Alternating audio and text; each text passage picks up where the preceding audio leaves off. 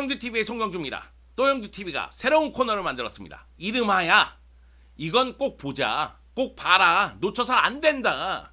네, 주말에 펼쳐지는 경기 중에서 중요 경기 한 경기를 뽑아서 프리뷰하는 시간을 갖도록 하겠습니다. 오늘은 첫 시간이다 보니까 우리 박 PD가 편집을 해줄 것으로 보이는데, 두 번째 시간부터는 제가 한번 편집해서 여러분에게 쓱 하고 내밀어 보도록 하겠습니다. 물론 편집 기술이 좋지 못하죠. 네, 많은 양해 부탁드리도록 하겠습니다. 자, 이번 주말 무슨 경기가 펼쳐지느냐? 빅경기, 빅매치 엘클라시코가 펼쳐집니다. 10월 24일 오후 11시 15분에 깜누에서 바르셀로나와 레알 마드리드가 정면 충돌합니다. 바르셀로나는 현재 라리가 7위이기 때문에 더 높은 곳을 향해서 승점이 절실하고요.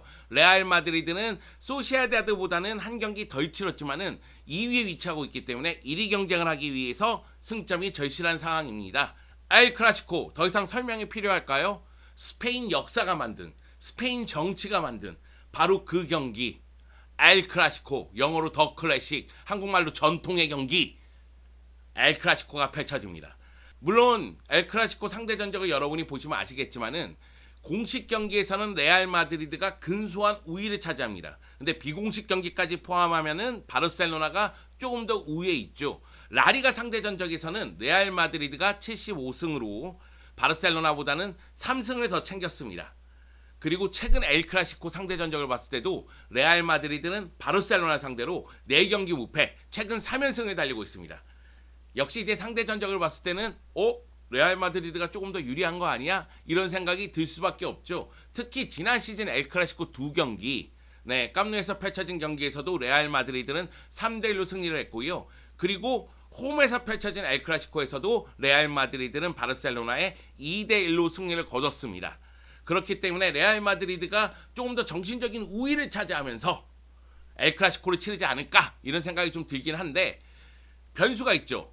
네, 깜누의 모든 관중을 받아들일 수 있는 경기입니다. 그러면은 깜누의 8만 명 이상의, 9만 명 이상의 바로 이 바르셀로나 팬들의 함성 속에서 바르셀로나는 제 힘을 발휘할 가능성이 있거든요. 그래서 이 경기는 예측 불허의 경기다, 이렇게 얘기할 수가 있겠죠. 그리고 이 엘클라시코의 모든 세계의 이목이 집중되는 이유는 바로 엘클라시코 최다 출전 기록을 갖고 있는 세리오 라모스와 메시가 떠나간 다음에 첫 엘클라시코란 사실입니다. 세리오 라모스하고 메시가 엘클라시코에서 45경기 출전했거든요. 근데 이 두 선수가 이제는 엘클라시코에서 볼 수 없는 상황입니다. 좀 아쉽긴 하죠. 네.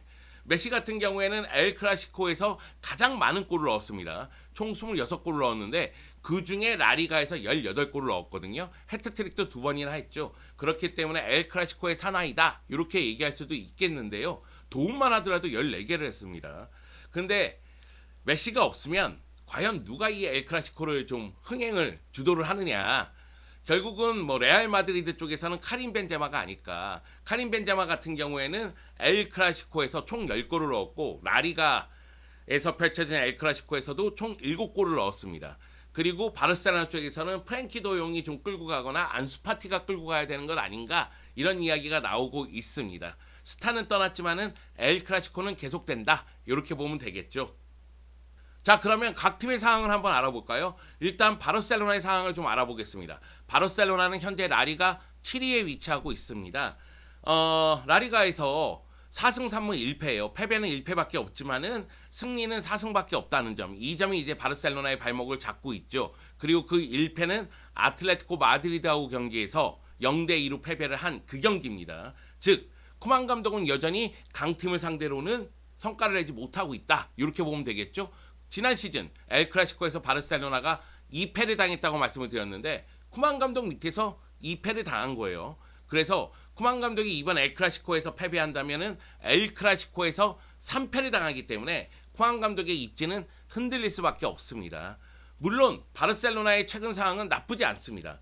A매치 기간 끝나고 나서 발렌시아를 상대로 승리를 거뒀고요. 그리고 주중에 펼쳐진 챔피언스 리그 디나모 키예프전에서 PK 결승골로 1대0으로 승리를 거뒀습니다. 그런데 디나모 키예프전 경기력을 봤을 때 이거 걱정돼, 이런 얘기가 정말 많죠. 걱정되겠더라, 걱정되더라. 정말 경기력 안 좋았습니다. 네, PK 골이 아니었다면 정말 힘들 뻔했죠. 전반전 루크 도용 와 찬스 날리는 거 보니까 막 뚜껑 열리고요. 화 치솟아 오르고요. 장난이 아니었습니다. 여하튼 바르셀로나 입장에서는 디나모 키예프전은 결과가 중요했기 때문에 결과를 잡았다. 이 올 시즌 챔피언스리그 조별리그 첫 두 경기에서 바이에른 뮌헨에게 0대3 패배, 벤피카에게 0대3 패배였는데 디나모 키예프를 잡으면서 분위기 반전에 성공했다. 이렇게 보면 되겠죠. 그래서 바르셀로나는 최근 5경기에서 3승 2패를 기록했습니다. 2패는 벤피카전 패배, 아틀레티코 마드리드전 패배예요. 자, 바르셀로나의 부상 선수 명단을 봤을 때는 일단은 페드리가 못 나온다는 점이 좀 아쉽죠. 그리고 아라우오도 햄스트링 부상으로 전력에서 이탈한 상태고 브레이스웨이트는 무릎 부상으로 장기간 빠져 있는 상태입니다. 우스망 덴벨레가 관건인데 덴벨레가 훈련에는 참가를 하고 있거든요. 과연 엘 클라시코의 모습을 드러내더라도 굉장히 짧은 시간 뛰지 않을까 이런 생각은 있습니다. 지금 이 순간 바르셀로나에게 기대되는 점 그거는 바로 안수파티와 멤피스 데파이의 호흡입니다. 발렌시아전에서 이 두 선수의 호흡이 빛나니까 골이 터졌거든요. 그러다 보니까 이 두 선수가 공격을 이끌면서 득점포를 가동할 수 있지 않을까 이런 기대감이 생기고 있다는 거죠. 여기다가 안수파티가 경기를 계속 출전하면서 컨디션을 끌어올리고 있는 상태니까 계속해서 좋은 경기력을 보여주지 않을까 이런 기대감이 있고요. 아구에로도 부상에서 돌아왔잖아요. 그래서 이제 발렌시아전을 통해서 바르셀로나 공식 데뷔전을 치르지 않았습니까? 그래서 아구에로도 10분 이상의 출전 시간을 갖고 경기에 임할 것이기 때문에 아구에로에 대한 기대감도 있습니다. 근데 바르셀로나는 기대하는 부분보다 우려되는 부분이 더 크죠. 왜냐하면은 일단 수비 라인의 불안감이 여전히 존재를 해요. 피케가 고군분투하지만은 PK 파트너가 바뀌는 상황에서 중앙 수비의 안정감이 좀 부족한 편이거든요. 그러니까 피케가 고군분투하고 있는데 아라우오는 부상으로 못 나온다. 그러면은 에릭 가르시아가 선발 출전할 텐데 에릭 가르시아는 실수가 있는 선수다.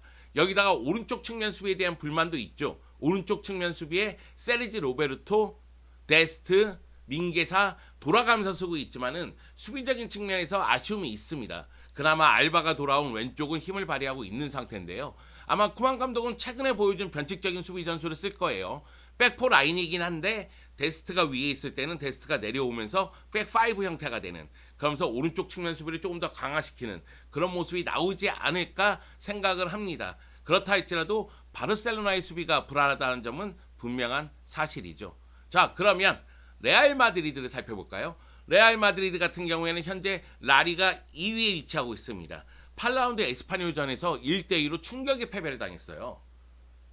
그렇기 때문에 올 시즌 1패가 기록이 됐죠. 5승 2무 1패인데요. 이 8경기에서 무려 22골을 넣었습니다. 벤제마가 9골을 넣고 있고 비니시우스가 5골을 넣고 있죠. 그만큼 레알 마드리드는 파괴력을 발휘할 수 있는 팀이다. 이것을 시즌 초반에 입증을 했습니다. 주중에 챔피언스 리그에서도 파괴력을 발휘했습니다. 샤흐타르 도네츠크를 상대로 5대0 대승을 거뒀어요. 비니시우스, 호드리고, 벤제마 공격 쪽에 있는 선수들이 모두 골을 넣었습니다. 이거는 희소식이죠. 특히 비니시우스가 올 시즌 전체적으로 봤을 때 활약은 꾸준해요. 그런데 최근 들어서 득점포가 주춤했거든요. 그런데 이 경기에서 다시 한번 골을 넣으면서 그것도 멀티골을 넣으면서 득점포를 재가동하고 있습니다. 이런 측면에서 레알 마드리드는 기대되는 부분이 많죠. 이건 논외의 얘기인데 우크라이나 프리미어 리그에서 디나모 키예프가 무패예요. 그래서 1위를 질주하고 있는데 올 시즌에 샤흐타르 도네츠크를 상대로는 승리를 거두지 못했습니다.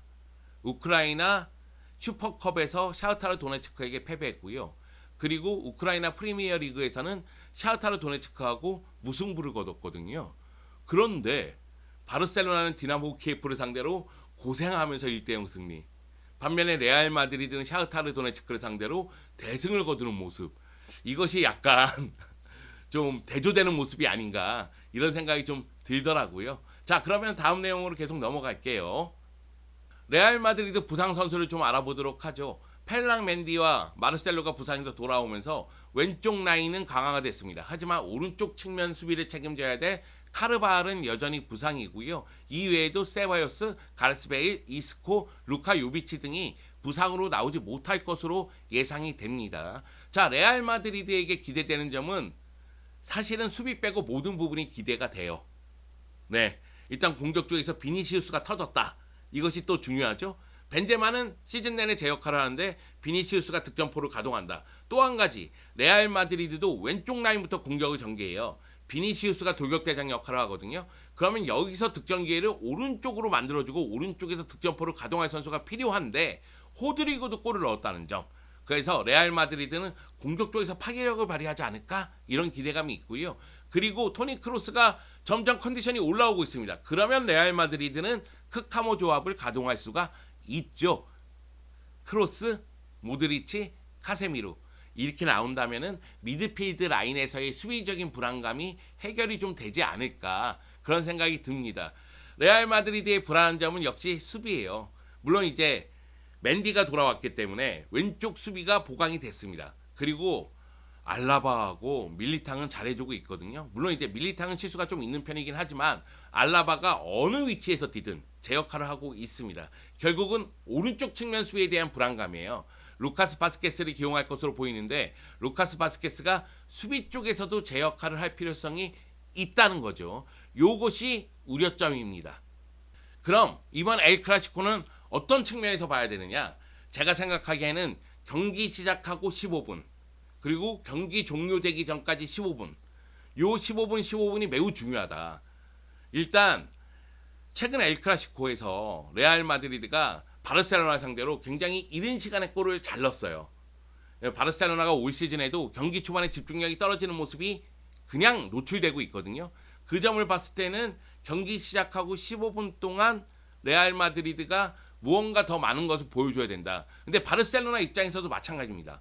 바르셀로나가 올 시즌에 라리가에서 초반 15분에 4골 넣었거든요. 그 얘기는 바르셀로나 입장에서는 초반의 집중력을 최대한 높여야 된다. 그 얘기예요. 그래서 경기 초반부터 양 팀이 좀 뜨겁게 부딪힐 것 같고 그리고 경기 종료 15분까지의 요 막판 15분 이 15분이 중요하다는 거는 레알 마드리드를 눈여겨봐야 됩니다.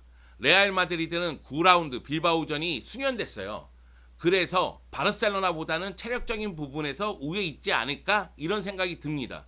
여기다가 레알 마드리드가 올 시즌 라리가에서 75분에서 90분 사이에 무려 7골을 넣었습니다. 물론 이제 바르셀로나도 5골을 넣긴 했지만은 레알 마드리드가 막판에 득점포를 가동하는 경우가 많다. 특히 막판에 비니시우스의 골이 터지는 경우가 적지 않거든요. 벤제마도 마찬가지고요. 그 점을 고려했을 때는 경기 시작하고 나서 15분, 경기 막판 15분, 요 15분들에 집중을 좀 해야 된다.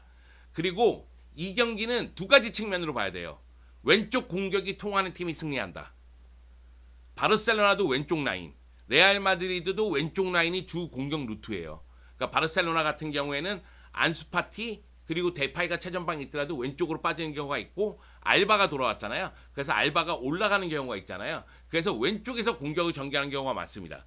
근데 레알 마드리드의 오른쪽 수비가 불안하다고 했잖아요. 그래서 루카스 바스케스가 오른쪽 라인을 어떻게 책임지느냐? 아니면 안첼로티 감독이 아예 나초를 그 위치에 두면서 수비 쪽에만 강화시키는 전술을 쓰느냐?